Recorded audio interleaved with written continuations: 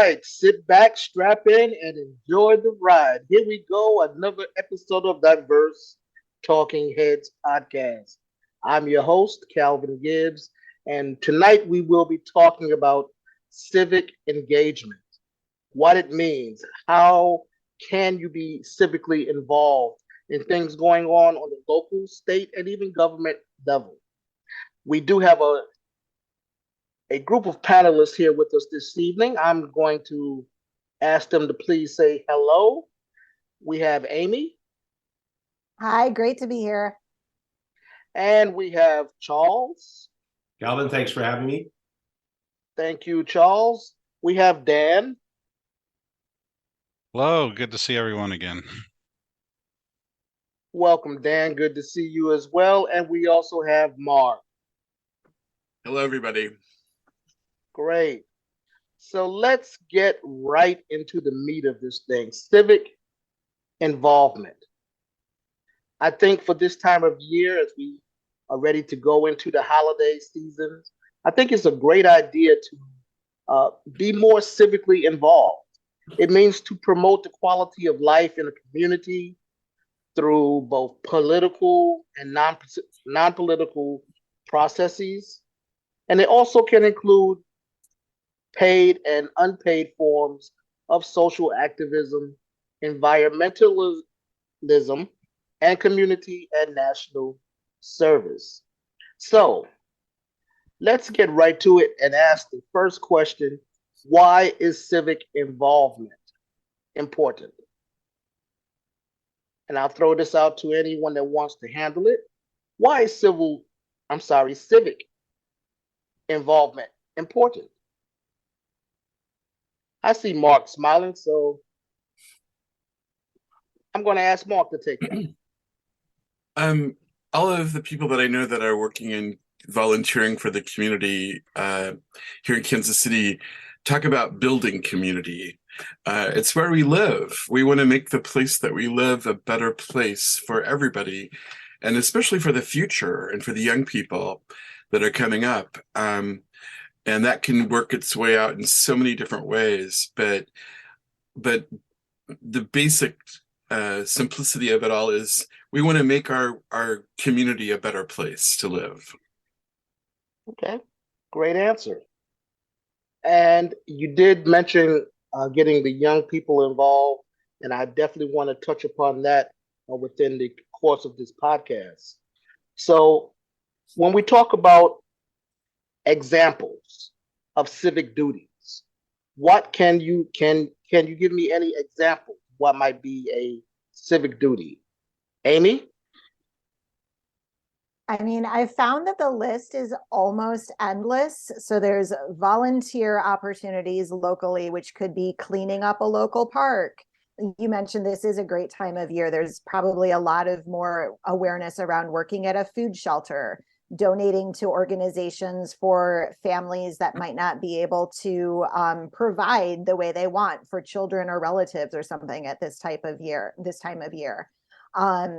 Library volunteering could be putting books back on shelves. You could be attending school board meetings if you have children involved in the local public schools. I'm sure there's more, and I'm just scratching the tip of it. But I have really found that it can be like kind of as little or as much as you want to be involved, because truly it's almost endless possibilities. Yeah, I came up with a list of over 50, and I kind of stopped right there.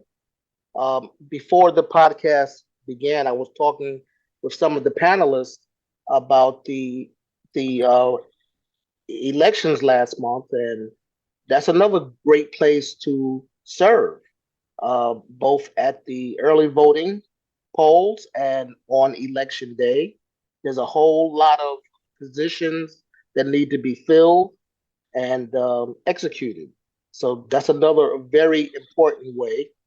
And when we talk about the youth, as a polling judge, it was fantastic to see first-time voters come in. 18, green, kind of scared, and they were voting for the very first time. We saluted them, we clapped for them, And I thought that going back to when I was 18 and doing it for the first time, it was an honor. It was something I was excited about. And we definitely made them feel that they were doing their civic duty and to encourage them to continue on. So, um, besides the examples that Amy gave us, and those were great, Amy. Charlie, do you have any other examples of civic duties? Well, I'm involved in several volunteer things. I'm was an election judge in the election. I've done that for 17 years, virtually every election, and been involved in that process. One thing I'll mention about the election, we had a small crew for the primer here in Illinois back in June, but we had a full crew in November. One of the reasons we had a full crew was that we had high school students coming in. So they would get credit for that coming work that day. They get paid for it as well. And they come in, it's a long day, 15 hours plus. But these young people, and I've seen a number of them over the years, and there was a couple of them I had some pretty good conversations with, and we talked about various things, and and he talked about his school and everything, where he was hoping to go to college and stuff like that. So it's great to see the young people in, and there's a number of us, at least where I do the election, that have been there a long time. It's a very diverse crew of people, and we all work very closely in sync with each other, because we had about 5 precincts at my location to make sure everything runs smoothly. I'm also involved in a couple other charitable things. I work at an animal shelter. I always say there's something good about it. I think once a week, everybody needs to go and clean up cat poop for 1 day a week to put a good perspective on life, as I've always said, and that's what I do. I'm also involved in the Chicago Botanical Garden, which I was at this morning. We were outside. It was a cold morning there, but it was very invigorating. I enjoyed doing that. And I'm also involved with the CASA organization with the foster children as well. So I'm a big believer in those. Again, so obviously some of those, everybody's different on it. Depends what your time availability is on it. But if you can put at least a couple hours a week in at least one thing, that's a good point to start on. And, maybe a lot of older people get involved in it when they have more time. And maybe you'll do that when you get older. Fantastic. Dan, I was thinking about this, and I know that you and I are both Toastmasters. And I was wondering, would you consider Toastmasters as being a civic engagement program? Well, I think, it's obviously a volunteer organization. I think it serves a good purpose. One of the things that it's very helpful with is bringing the opportunity for especially people who are new to the workforce or new into, or somebody who to managing for the first time or doing some other things. It gives them an opportunity to speak, to learn how to speak, to talk to others. There's some great opportunities for volunteering and leading. So I think it does build a lot of community. They are now connected with Rotary, which is also does a lot of civic type things. So, and I know that I've used it to go out and teach various things. And, if you can get out there and be more articulate, you can actually help more people. And I think it has some very good aspects in that regard. Absolutely. That's very good, Dan. Thank you very much for that. So when we talk about civic engagement, I know that there, especially in the inner cities of America, we have these so-called activists in different communities, and they are the ones that seem to have um, the connection to the press. As soon as something happens, if it's bad, they're right there on the scene talking to the press. It seems that they may even have a end with the police force. But my question is this: can civic engagement cause a lack of civility? Think about this for a second. Can civic engagement cause a lack of civility? Mark. Well, yes, it can, and sometimes it needs to. Um, Sometimes, in order to make change, you have to wake up people. And I think about the AIDS crisis in America and how AIDS was declared an epidemic by the CDC in 1981, and gay people were dying by the thousands and all over the country. And our president was doing nothing about it, and local governments are doing nothing about it. And the only thing that happened was the gay community itself had to literally speak up and rise up and fight for their lives and fight for the lives of the people that we loved who were dying, who were not getting care. So much money goes into certain causes. And at that time, all these people were dying and nobody cared. And one of the organizations that did the most to help that cause was an organization called ACT UP. And ACT UP used a lot of controversial protest techniques. And they did have the media involved, because you can have a local protest for a cause, but you want as many people to know about it as possible and put it in the face of the community. And so a lot of times it was getting the media involved and helping them try to tell that story. There are all kinds of different ways that try to fight, ways to fight for equality.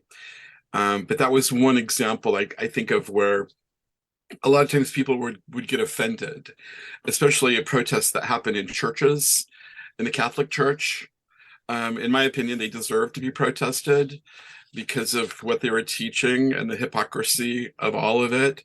But for other people, it's a sacred space, and to go into a sacred space and to, shout the kind of things that are being shouted.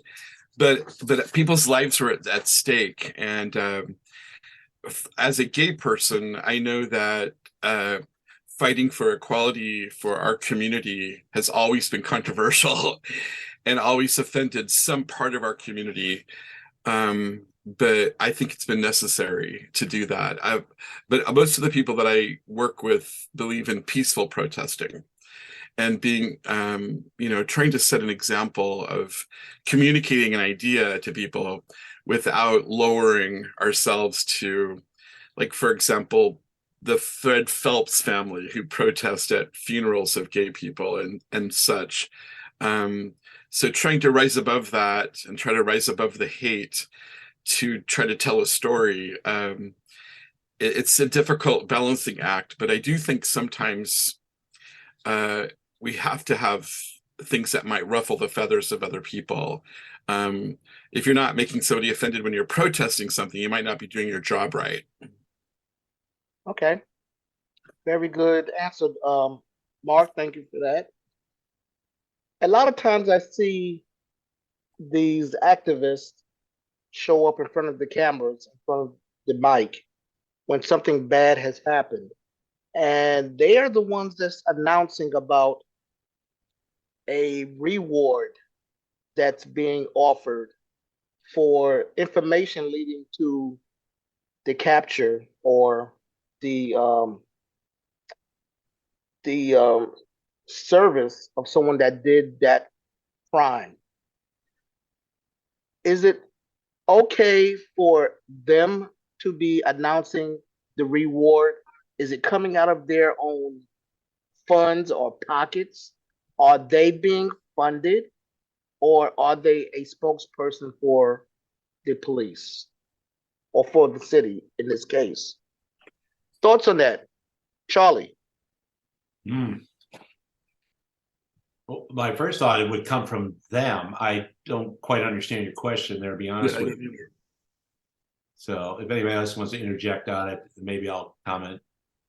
Well, let me see if I can break this down. Yeah. A lot of times when there's something bad that happens in a community, the news will rush out, and there's the activists and he or she is talking about the bad thing that happened to a community member, and they're sick and tired of this, blah blah blah. It's time for people to, if you know something, say something, whatever the case is. But then Are they you go are and you referring to that like a crime then? Like there let's was a say crime yes, that occurred? Okay. right, yeah, okay, let's say a crime, and Well, then that's yeah. and then after a day or two, there's that same activist is back again, and now there's a reward that's being offered for information that leads to an arrest of whoever did this event. My question is, I've always wondered, are the activists funding the reward? Is it coming out of community property? Are they speaking for the police? I mean, unless you're wealthy Well, like that, you have like yeah. that, who has $10,000 put out for an arrest? Well, the organization may have a fund for that, possibly already, because they know such events can happen. That would be my first thought on it. Uh, there's that, giving out awards for it. We're just talking about a crime here has been done many times by, yes, the police and by organizations, private parties, and so forth, you know. And yes, that has actually been helpful in finding the culprits of the crime. So I tend to look at that as a positive thing. I don't know if that's been misused, or the issue of, again, how do they get the money? Do they have to do a specific thing? Does the individual have to be convicted in order to get the money, which of course will take time? So I'm not sure on that. I tend to be of opinion that if anything helps to solve and get the right person, the culprit who did the crime, I'm all for it. Well, I would agree with that, except I think about some things a little further. Okay. I believe that in some communities, politics is this politicians are not trusted. Um, the the police, the law enforcement is not trusted, and then you have this activist who seems to be maybe a bridge between the community and those enforcement agencies that I just mentioned. And I just wondered, how do you get to be the bridge? Are you getting paid for this civic engagement, the civic activism?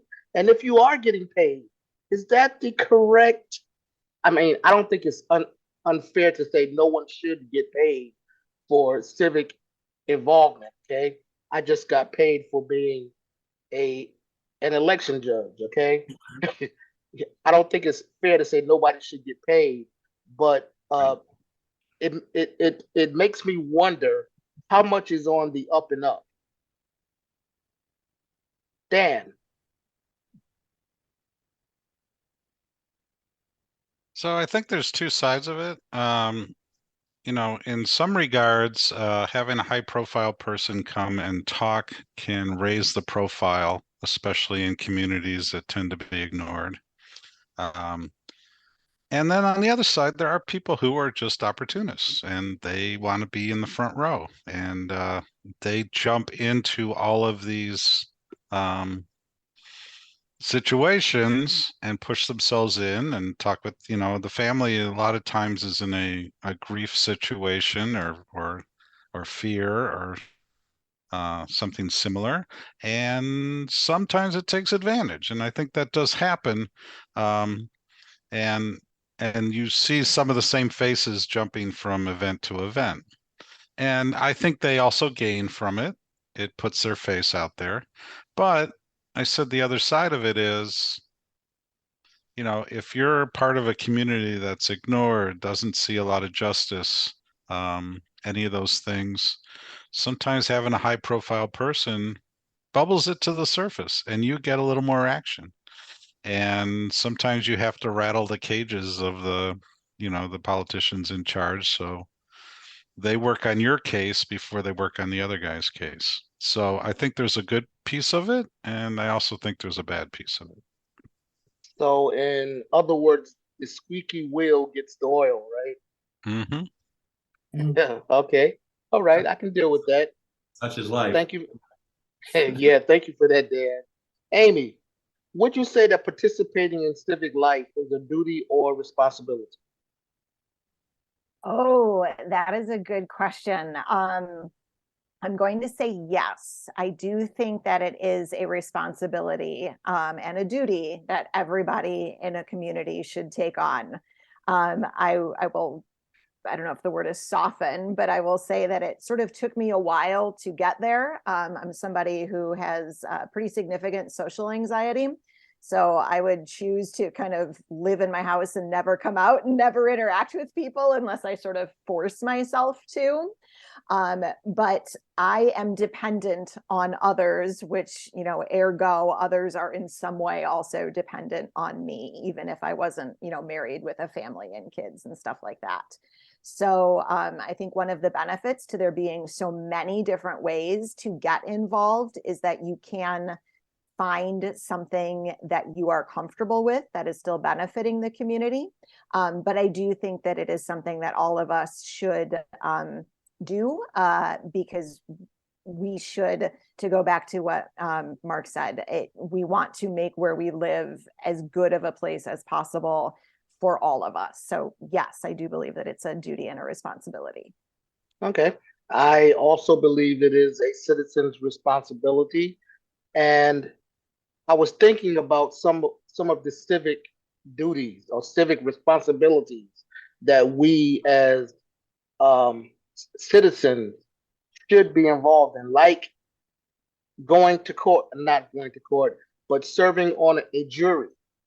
One of the dreaded things that people always try to get out of, you know, yes, it's going to be, could be a long day or a long period of time for a trial, but isn't that your responsibility? And it's amazing how many people will lie, come up with fantastic stories to not have to serve on a jury. How about paying taxes? People will try to get out of paying taxes. I'm not even going to go into that. That's another topic that we could talk about on one of the podcast shows. Well, that's But not a volunteer thing, though. right, but it is your civic duty. It is our civic duty to pay taxes. And yes, loopholes are there, and people learn how to use those loopholes. But it's still, I believe, your civic duty to pay taxes, to go to school, I believe, and if called upon, to testify in court as well. Charlie, any thoughts? Well, being on this program, I feel is a civic duty. All That's what I right. would say. That's part of the reason why I do it. So, Amen. All right. And a Sounds privilege. and a privilege. yeah, that too. That too. Thank you, Amy. That's right. And a privilege. Yeah. Okay, so let's move on to the next question here. Mark, I know that you've been involved in creating uh, food and gardens, perhaps in areas where it was needed. Uh, as part of civic involvement, was there ever any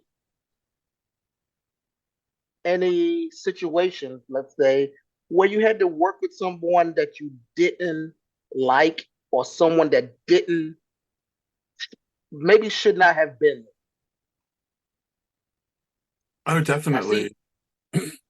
Yeah, definitely. I mean, that's part of being civically involved is learning how to work with other people and learning how to collaborate.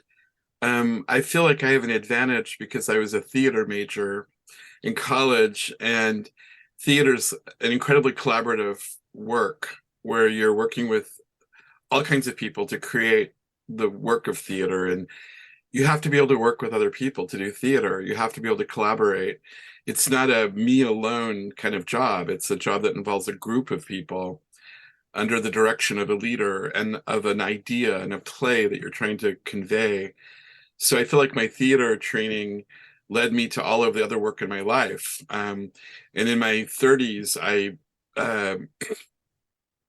through my work in theater, came in touch with a program in my community, and I became a volunteer in service to America. It's a domestic Peace Corps program that was created, that Bill Clinton actually did a lot of investing in and brought it back to life in a lot of ways.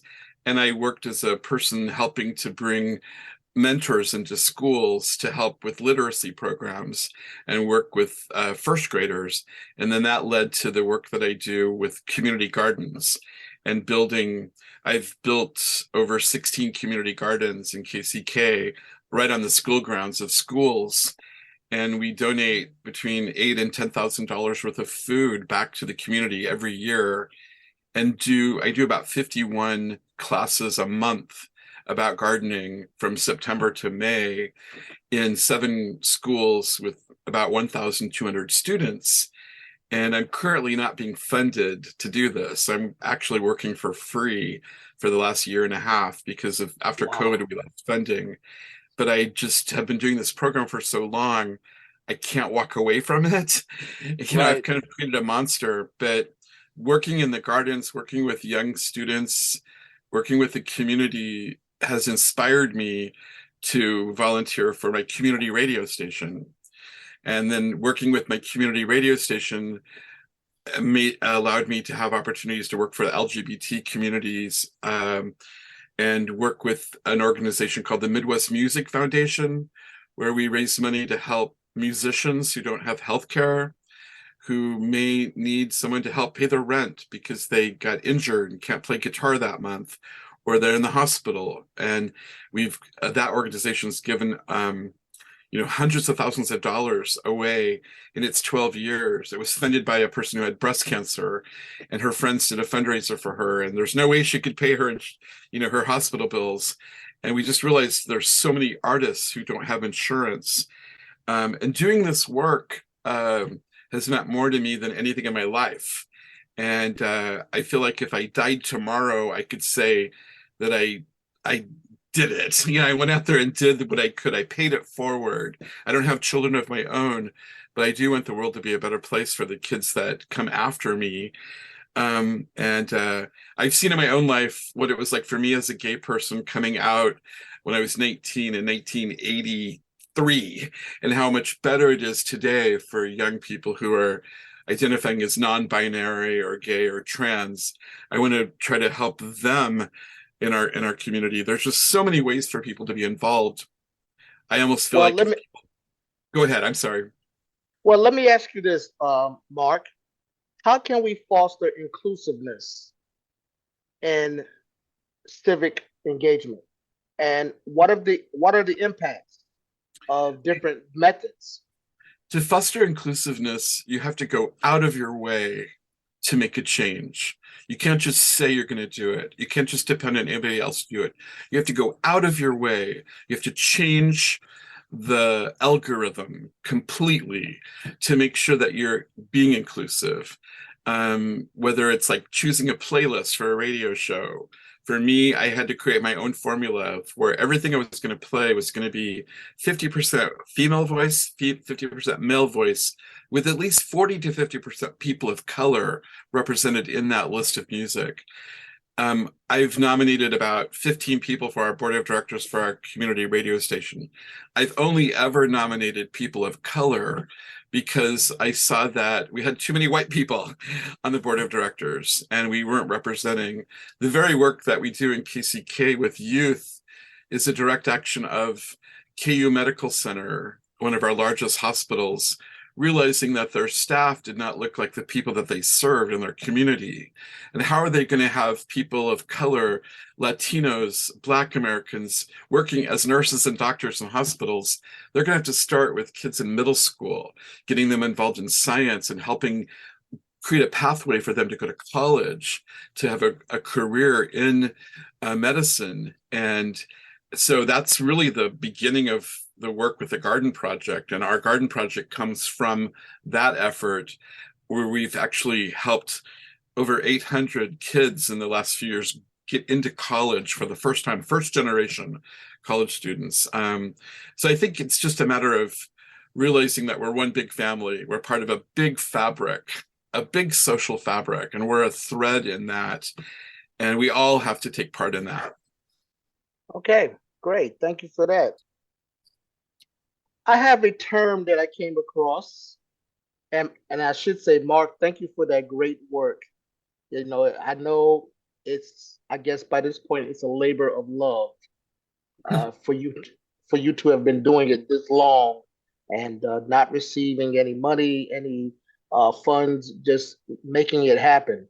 So thank you for that. I came Thank you. across a phrase, and I wanted to run this by you all. The phrase is elite capture. Elite capture. Has anyone ever heard of that? Show of hands. It's a form of corruption where public resources are biased for the benefit of a few, okay, um, in detriment of using it for the welfare of the larger population. Case in point, first one comes to my mind is Brett Favre. The situation that he used the money that was supposed to be for people that had nothing, and he used it to build. He used it for something other than what it was earmarked for. So when we talk about civic engagement, we need to have, I believe, metrics in place to measure, to make sure things are going where they are supposed to be going. I think civic engagement is a wonderful tool. It can be beneficial for so many. And I think, like anything else in life, bad things can happen if the snake gets into the bag, if you will. Dan, any thoughts on that? Well, I mean, I think it's fairly common that those who already have power and wealth are able to steer a lot of these things. Um, you know, we have a system. A lot of our systems rely on philanthropy. So we're talking about the goodwill of billionaires, millionaires, and a lot of times they don't really know what somebody goes through who has to struggle. And but they've decided to help, and one of the trends that's happened recently is that they don't want to just donate money, they want to tell you how to use it. Mm, And you know, it's very typical to go into a neighborhood that has some difficulties and has been suppressed for decades, if not longer. And they'll come in with a bunch of money and they'll help things out. You know, there's a lot of unintended consequences with that. So, you know, there's a classic case in Africa when they were building out the AIDS clinics, and a lot of this money came from a very large philanthropy. Um, but what ended up happening is they helped a lot of people with AIDS, but it pushed out everything else. So people with malaria, people with other illnesses, prenatal care, you name it, couldn't get into the clinic because the money was for an AIDS clinic. And the people who had built those clinics were very proud of themselves, but they didn't necessarily understand what was on the ground. And I think what happens is you need to involve, when you come in to help a community, you need to ask them what they need, and they have to be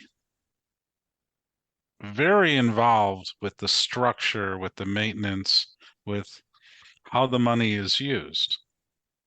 Obviously, we always need financial controls and things when we look at things, and we got to make sure, you know, because there are a lot of great charities out there, a lot of great efforts, but there's also a lot of them where all they do is enrich the people who run them.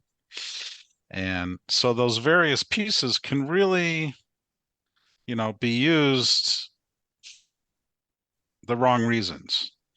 And it sounds good that they're helping a particular group, but it's really somebody who is not part of that deciding, and a lot of times benefiting themselves. Okay. All right.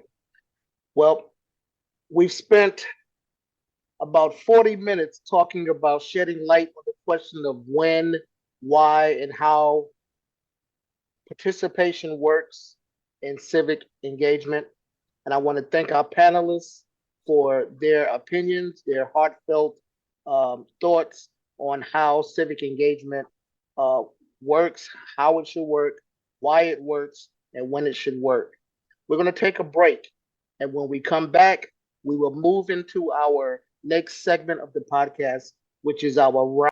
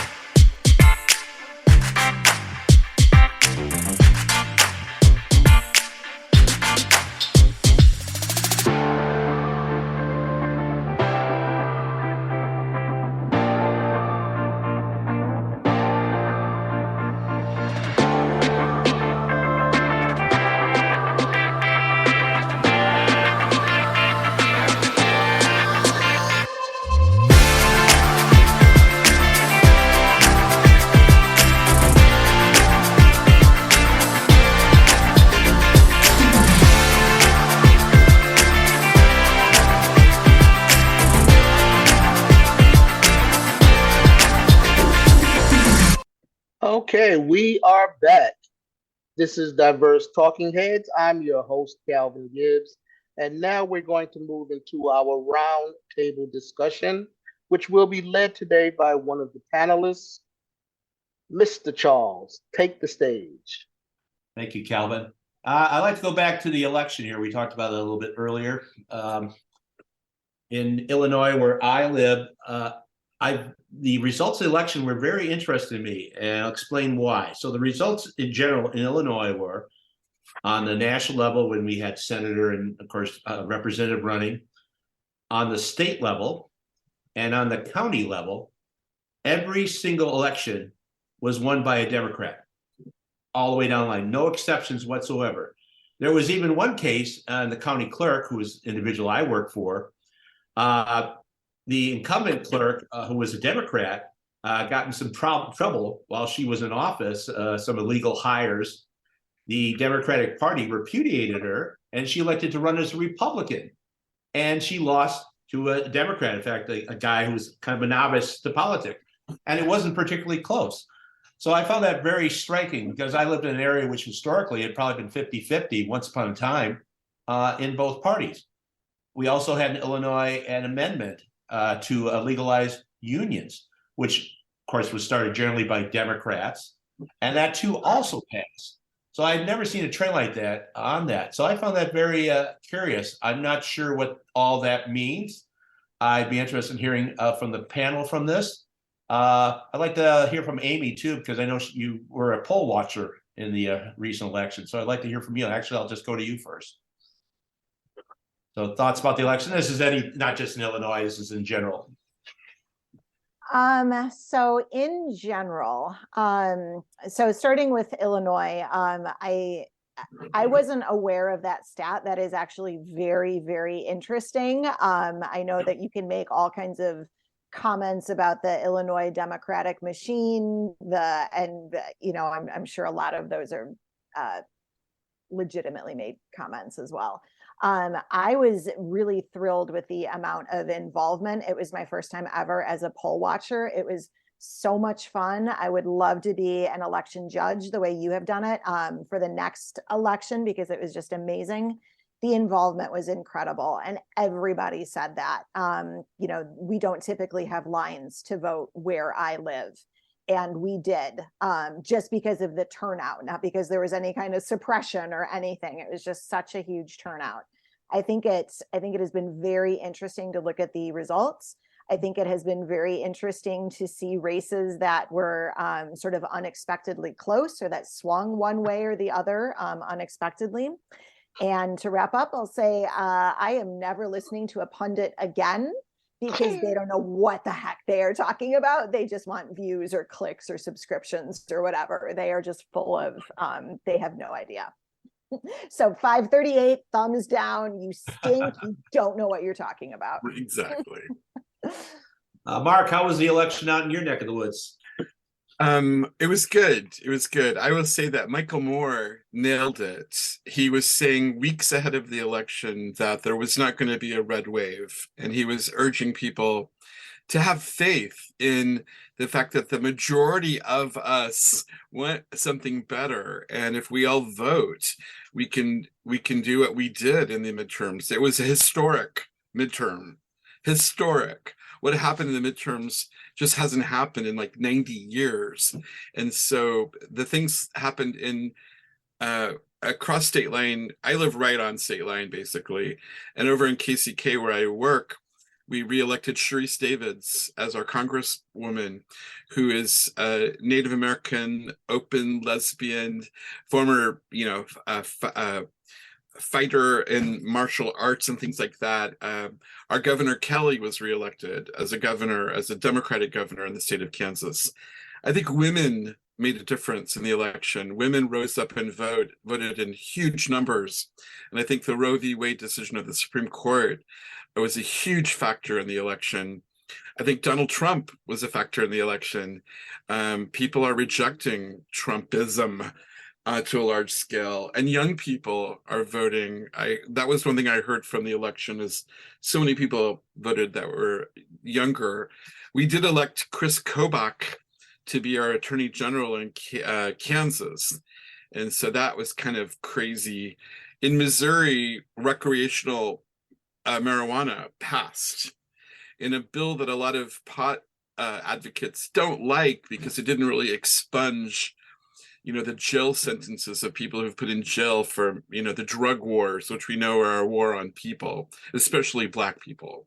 And we need to keep working for that because it's just totally unfair and unequal. But I was happy with the election for the most part. And I was happy to see Michael Moore be entirely correct. He was one pundit who was who's called it. He called it exactly how it was. Calvin, Dan, thoughts? So we live in a very hyper-partisan time, and part of our problem is how we do primaries on all levels. So if you look at places like Alaska, where they had ranked voting, they push out a lot of the crazies. There was still one in there, but the nature of it is it pushes things to the edges. So if the way to win the primary is to get crazier and crazier, that's what you got to do. Because we have people who've gone way to the right and way to the left. And I think one of the things that this election showed is that America wants to be a little more in the center. But also to a lot of things that Mark said, they're looking for these certain rights not to go away. But I think what happened, like in Illinois, you have to look at what the opponents were saying. I mean, the guy for governor was just nuts. Sorry, he just was nuts. This is a guy who, sued the governor because to get rid of masks. He walks around like he's just a simple farmer. He has one of the largest corporate farms in the southern part of Illinois. So it's a lot of this kind of rhetoric. I know that I've never seen condemnation of anti-Semitism on the Republican side. It's popped up on both sides, but the Democrats condemn it when it happens. And there's a simple case. We just had that famous dinner that Trump just had with two notorious anti-Semites, and nobody condemned it. They said, well, I don't like that guy, but nobody condemned the person who held the dinner. So when I think people are waking up and saying, democracy matters. You have one county in Arizona now that refuses to certify their election because a Democrat won the Senate and the governor, and they're just refusing to do their job. Well, when you get that kind of crazy, people are starting to push back. But I think one of the solutions is for us to re-examine how we select our candidates. Because if we can have a ranked voting, if we can have or consider a nonpartisan, then there no longer have to be extreme. Because now you have to do what you do in the general election, and you have to appeal to the greater good. And I think some of those changes would really help us in the long run. Cal, how about you? I'd like to get the last word in, but I want to hear what you have to say. Well, I will just say that I also was very surprised, uh, not really surprised as much as I took note that the people had spoken and what the people had said. I think that's the most important thing. And for all of the reasons that Mark mentioned, all the reasons Amy mentioned and Dan mentioned, I believe that in the heart of most Americans, most people in this country, we want a fair election. We want to have a good life. We want to be safe, you know. Uh, and for those that want the opposite, they're going to be in for a long fight because we're not going to give up that. Most Americans are not going to give up to them that easily. Charlie, back to you. Thank you. I've always had a theory that in any given election, 40% of the people will vote Democrat, 40% of the people vote Republican. And then there's the other 20, which I consider myself a part of, and probably some of our other panelists as well. We're the wild cards. The wild cards spoke on this one. And yes, they could go to the Republican side, the Democratic side. Over the years, they've done that. But I like to think that we're the people, that 20%, that call the shots on that. And I'll just mention one other thing, just on the Republican Party. I would say, as a younger man, I would consider myself a moderate Republican. I consider myself a moderate Democrat now because I don't believe moderate Republicans exist anymore on that. And I have switched over the years. And showing off how long I've been around, I have voted for Republicans for presidents. I have voted for independents for presidents. And I voted for a lot of Democrats for presidents. But the trend is more towards the Democrats, the latter here in the last 20 or 30 years, because I think there's been a change on that and not necessarily for the better. All right. Thank you, Charles, for that. And that's about all, y'all, for this segment of Diverse Talking Heads. I'm your host, Calvin Gibbs. Want to thank our panelists, Amy, Charles, Dan, and Mark. And yes, we must have more conversation about civic involvement, civic duties in this country. But this is over, and it's always important that we take 2 steps to the rear and get on out of here until the next episode of Diverse Talking Heads. Exit stage left.